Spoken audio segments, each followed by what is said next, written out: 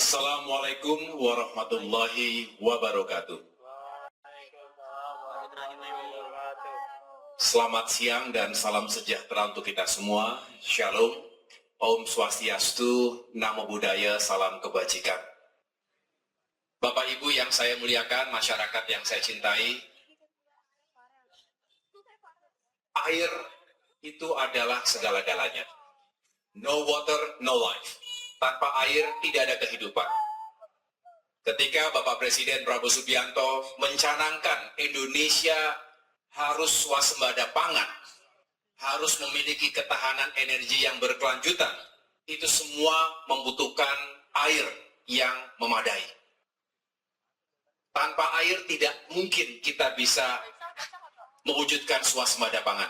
Tanpa air tidak mungkin kita bisa menghadirkan ketahanan energi yang berkelanjutan.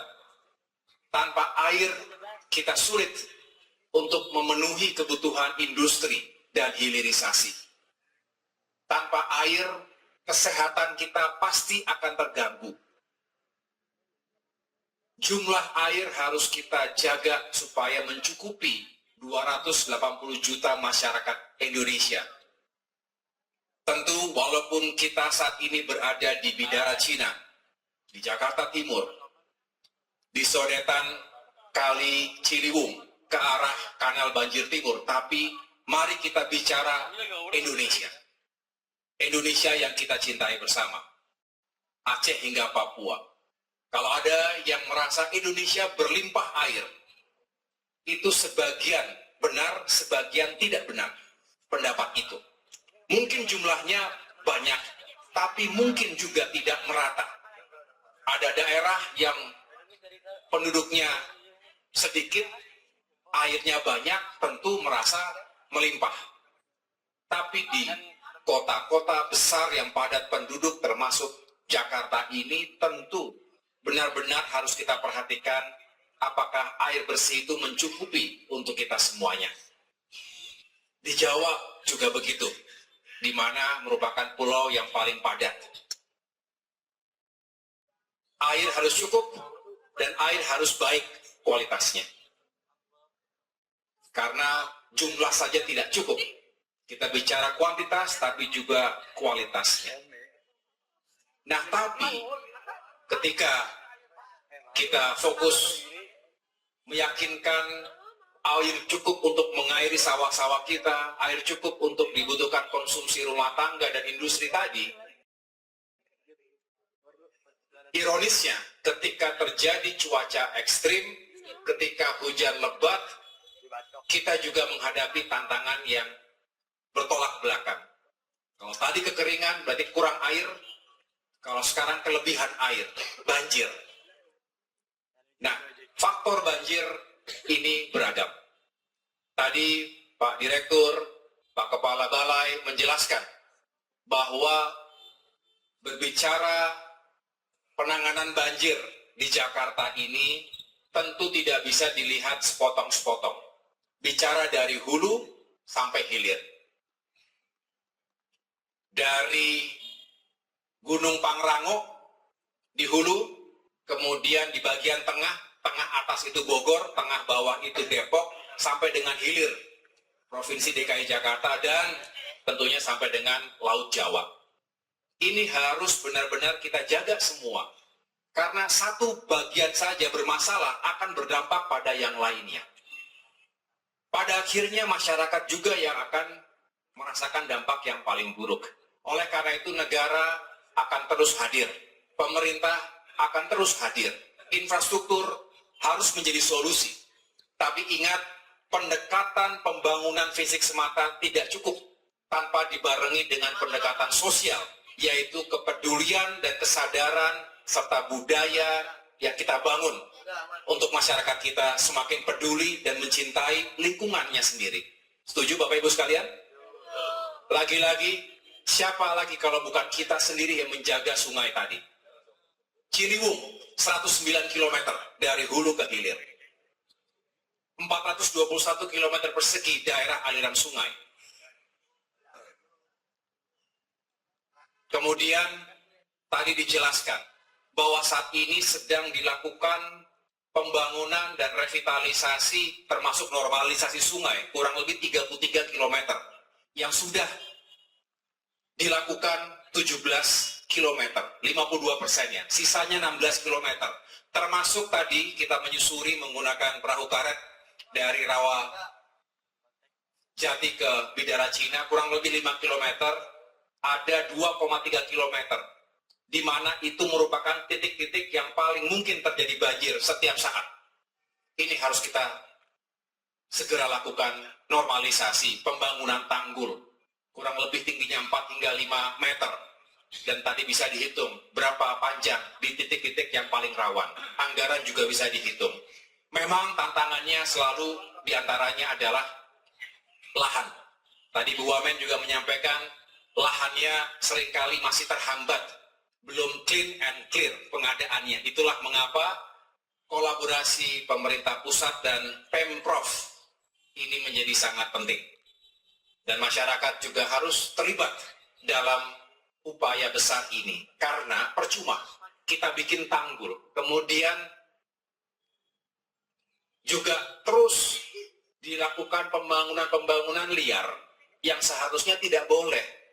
Kalau membangun sesuatu yang keras di sempadan sungai, maka sudah pasti ini akan membuat sungai kita makin lama makin sempit. Tadi lebarnya kurang lebih on average itu 15-25 meter lebar. Padahal itu hanya bisa menampung kurang lebih 200 meter kubik per detik. Idealnya 35 hingga 50 meter lebarnya, sehingga bisa menampung 470 meter kubik per detik. Betul Pak Kepala Balai?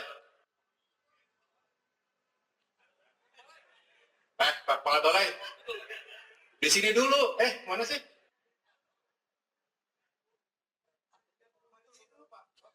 Saya bicara untuk Bapak loh. Mau ke kemana? Kemana tadi?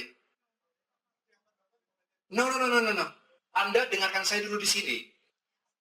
Gimana mau mendengarkan arahan kalau Bapak nggak ada, 2 kali saya panggil nggak ada gitu loh. Ya, nggak bisa begitu. Tolong duduk ya Mike dulu. Duduk Pak. Saya 2 kali masalahnya manggil kok nggak ada gitu loh. Nggak usah, nanti kan kita sana juga. Duduk dulu Pak. Silakan Pak. Silakan. Ya, saya ulangi. Jadi panjang, saya mau refer Bapak tadi. Bapak menyampaikan data, saya refer ini. Bapak tolong dengarkan supaya menjadi utuh. Ya, menjadi utuh. Ini kebijakan penting sekali Pak. Justru saya mendukung Bapak agar kita laksanakan dengan baik. Ya, nanti itu bisa belakangan Pak. Bisa belakangan. Saya juga udah ngintip tadi. Ya, nggak usah terlalu dipusingkan gitu. Ya, saya ingin kita nih fokus pada substansinya. Saya ulangi, agar bisa menampung 470 meter kubik per detik, ya, kita lebarkan. Ini PR yang berat ya Bu Amen ya, bagaimana kita bisa nanti bekerja sama dengan semua, termasuk juga mendeploy alat-alat berat yang bisa membantu dengan cepat upaya normalisasi.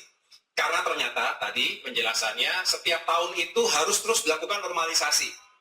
Naik lagi 20, pendangkalan 20 cm, pendangkalan 50 cm. Nah itu harus dilakukan terus pengerukan. Jadi ini sangat berpengaruh pada kondisi sungai kita. Bapak Ibu sekalian, mohon kita semua menyampaikan. Dan terima kasih teman-teman media, tepuk tangan untuk teman-teman media. Terima kasih telah hadir. Mohon teman-teman media membantu mensosialisasikan bahwa ini benar-benar sungai kita kritis. Kalau tadi kita melihat kiri kanan 5 km saja, itu nampak sekali bahwa memang kiri kanan itu sampah. Nah kalau asal buang sampah sudah pasti akan terjadi kebuntuan. Mau dibuat sodetan-sodetan sebanyak apapun ya Bu Menteri, Wamen ya, kita sulit untuk mengalirkan air yang deras. Apalagi kalau debitnya juga tinggi. Jadi dengan demikian saya berharap kita semuanya benar-benar memahami kebutuhan dan urgensi agar tidak terjadi banjir yang meluap kapan saja, yang akhirnya seperti semua harus bersahabat dengan banjir. Padahal itu bukan pilihan yang pertama. Pilihan pertama kita adalah menghindari masyarakat dari banjir. Pertama, ada bahaya terhadap diri kita, keluarga kita. Yang kedua, pasti akan terjadi kerusakan material, akan terjadi kerusakan properti. Tadi saya ulangi ya, 570 meter kubik per detik. Bapak Ibu yang saya banggakan, nah, saya berharap ke depan ini terus kita galakan. Tentunya kehadiran saya bukanlah yang pertama, tentu sudah banyak yang datang, tapi paling tidak dengan melihat langsung Bu Wamen, saya ingin kita lebih kolaboratif dalam memastikan regulasinya, kemudian juga tadi hubungan antara pusat dan daerahnya juga makin baik ya. Lalu edukasi, sosialisasi ini juga dilakukan. Saya terima kasih sekali partisipasi. Ini ada kepala sekolahnya atau guru-gurunya di sini? Terima kasih ini. Saya merasa senang sekali dengan terlibatnya anak-anak kita, adik-adik kita, karena ini menunjukkan yang muda peduli. Ini Gen Z bukan? Ya. Kalau Gen Z-nya peduli, yang lain harus lebih peduli lagi. Begitu ya. Terima kasih. Percepatan lahan harus kita lakukan. Yang kedua, operation and maintenance ini juga harus kita jaga. Yang ketiga, tentu pengendalian sampah, limbah, apalagi jangan sampai sudah coklat kemudian menjadi hitam. Warna berarti sudah nyampur dengan lindi. Itu akan lebih buruk lagi bagi kesehatan. Dan terakhir tentunya kolaborasi lintas kementerian lembaga dan juga antar wilayah. Karena misalnya Cisadane dan Ciliwung ini kan melibatkan dua provinsi. Tadi saya sudah dengar laporan Bu Wamen, Provinsi Jakarta dan Provinsi Jawa Barat. Melibatkan sejumlah kota atau kabupaten. Jadi memang tidak bisa berdiri sendiri. Nah, disinilah perlu integrator. Perlu yang menghubungkan antara satu dengan yang lainnya agar tidak ada sekat-sekatan. Kalau ada sekat-sekat di antara kita, terus punya pendekatan yang inginnya beda-beda semuanya begitu, malah nanti nggak tersambung satu sama lain. Akhirnya, Bapak Ibu sekalian, mari kita terus, selain kita terus berikhtiar, kita juga selalu memohon pertolongan Tuhan, semoga Indonesia, Jakarta juga selalu dilindungi. Kita berharap alam juga terus bersahabat. Tapi ada yang mengatakan bukan alam yang bersahabat, tapi manusia harus bersahabat dengan alam. Karena alam sudah ada jauh lebih dulu dibandingkan manusia. Apapun kepentingan pembangunan kita tidak boleh merugikan dan mengorbankan alam kita, sungai kita. Perpamsi juga hadir di sini. Bicara air minum, air bersih. Ini semua adalah pekerjaan rumah. Dan terima kasih kepada semua yang telah menjadi bagian besar dari perjuangan ini. Bapak Ibu sekalian, mudah-mudahan ke depan kita bisa terus fokus pada pembenahan untuk perlindungan sungai, tapi juga bagi kita yang sering melakukan studi, Ibu Wamen, Pak Direktur, pasti semua bisa mengapresiasi banyak kota maju modern di dunia itu nggak punya sungai, sampai akhirnya bikin sungai buatan. Untuk apa? Untuk supaya kotanya indah katanya. Agar lebih menarik. Agar bisa digunakan sebagai sarana transportasi. Agar bisa digunakan untuk entertainment maupun sports. Kano, macam-macam, water sports. Kita sudah dikaruniai Ciliwung, Cisadane, dan banyak lagi sungai di Indonesia. Mari kita jaga. Mari kita jaga. Mari kita pastikan dalam kondisi yang bersih dan juga bisa terus menghadirkan kebaikan. Tadi bayangannya kalau saja bersih, rumah-rumah juga bisa menghadap ke sungai, ke kali Ciliwung. Indah. Dan bahkan kita bisa menggunakan untuk banyak kegiatan, termasuk olahraga dan yang lain-lain, termasuk pawai budaya. Saya senang kalau semangat kita sama, dan insya Allah apapun tantangan yang kita hadapi, baik dari sisi geografis, iklim atau cuaca, tapi juga tantangan sosial, kita bisa menghadirkan solusi jika kita bersatu bersama-sama dalam semangat yang sama.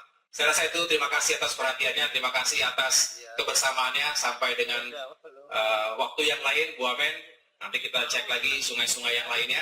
BWWS tolong dijaga dengan baik, kerjasama dengan komunitas semacam Indonesia Water Warrior maupun our partners from our friendly countries, dan ini semua membutuhkan pemersatunya, integratornya.